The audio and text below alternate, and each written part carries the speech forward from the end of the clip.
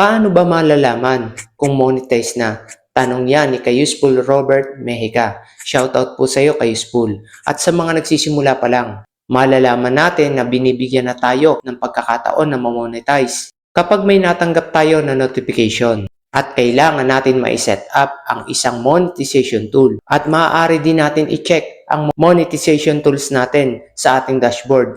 Kapag may nakita tayo na nakalagay na setup, yun ang nagpapakita na na-monetize na tayo. Suggest ko kung makita mo ang setup sa monetization tools mo, setup mo na agad dahil chance mo na yan.